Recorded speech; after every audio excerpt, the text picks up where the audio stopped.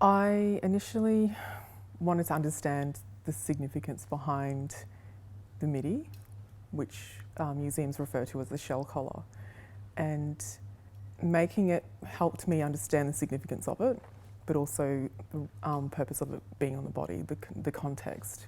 Once I'd made the midi and understood that it was a status object, I then wanted to look at women's roles in Tolai society, because Tolai society is a matrilineal society, so we follow the women's line in terms of lineage, descent, but also women own land.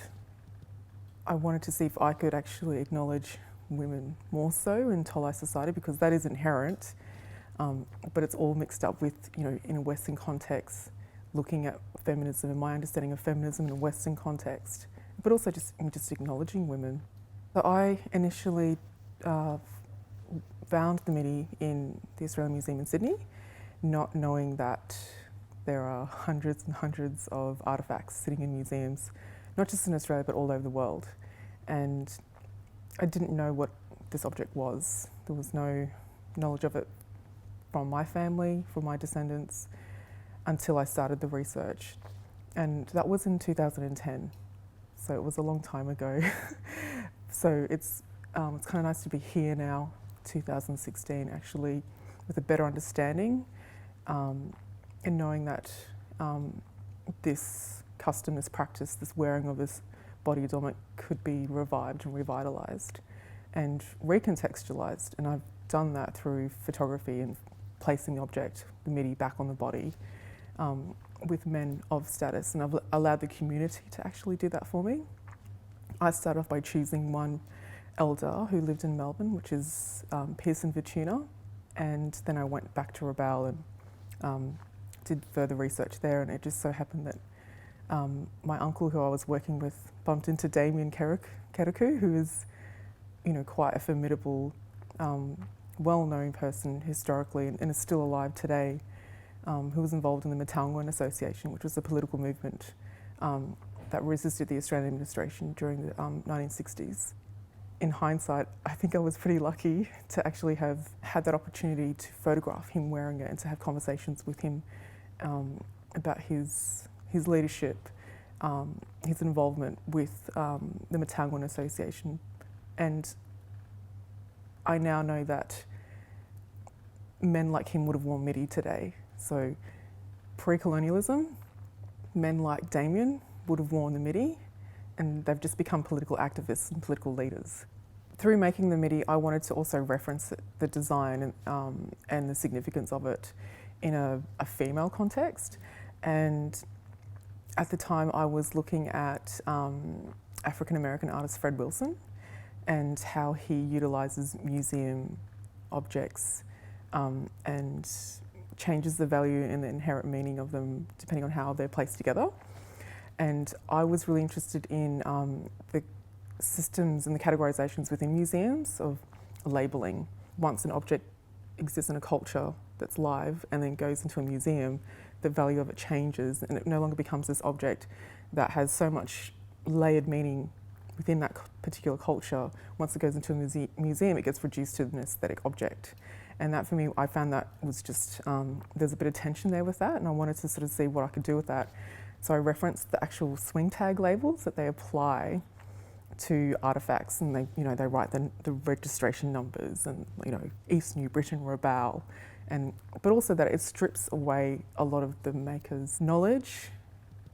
I wanted to imbue my Tolai cultural identity back into these systems, and so I basically got photographs of my clan totem, which are plants. And I've abstracted them into the actual tags. And so each one of those tags for me is symbolic of a family member, and it represents my Wanatarai, which is Makura Tegete, which means many different types of plants, and the actual foliage is on those tags. I made that work during a time of having like a personal difficulty, and I wanted to reference family as strength, because when you are going through a personal difficult time, you need family to help support you, and that's what Papua New Guinean societies are built upon, is family structure. And so I know that when I'm with my family, I just feel incredibly strong, I just feel resilient, and I feel really secure. And there's symbology there with the midi being protection or armour, because only warriors or chiefs could wear it. And so this, for me, was like an armour of protection, but I was using family concepts.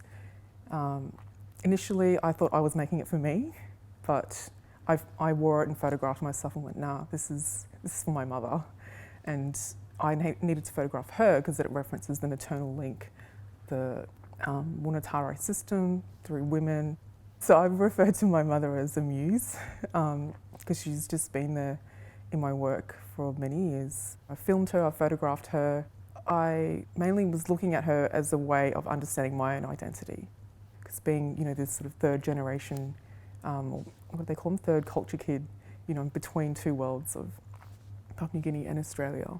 So I needed to look to her in order to understand and have a foundation of, identity and stability, because all the Australian identity, that came very easily because I live here and, that was just, that was my, my surroundings, and that was a big influence. And so I just wanted to balance that out. I just bought another book by Jeannie Baker yesterday, and I reckon she's the reason why I'm an artist. That fascination with textiles or texture in photography, I think probably kind of was planted there in my youth. And I feel like I'm going back to that in terms of trying to combine photography and textiles together in my practice. But photography obviously came first, and has been a passion of mine for a long, long time, but it's been a bit of a love-hate relationship because of the history that is imbued with photography. Just look at archives of Indigenous peoples and it's just, why would you want to go near it? But having said that, there are incredibly rich places of inspiration and resource for, making new work or retelling histories or alternate perspectives. I use the camera in two ways, and that is to document custom cultural practices and knowledges. I then draw from that to make my own artworks, but I also use the camera to capture intimacy. Having the ability to build a rapport with people to capture that intimacy is really a really difficult thing, and that's something I always aim for and aspire to. Adornment or textile element came later, but it was something I was working towards progressively with video art. I was using rotoscoping and trying to get an element of handmade in there, and I need that in my practice. I need to be able to make with my hands and still be able to have a conversation or connect with other people around me. When people view the midi in the show, I want them to be able to feel a sense of the actual, the grandeur of this actual object and how it makes you feel when you wear it. And because not everyone is able to wear it, because it's very specifically for men and men of high status.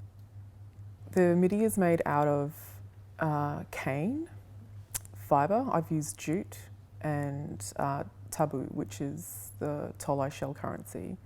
And the shells are from the Nacerius family, so if people have a scientific background, they'll know what that is. And tabu is created in specific forms of denominations on cane. It's the same shell that's used for the midi, but when it's on the body, I've read conflicting accounts that it's not currency, but it actually has a higher value than the actual currency that we use now in Tolai society.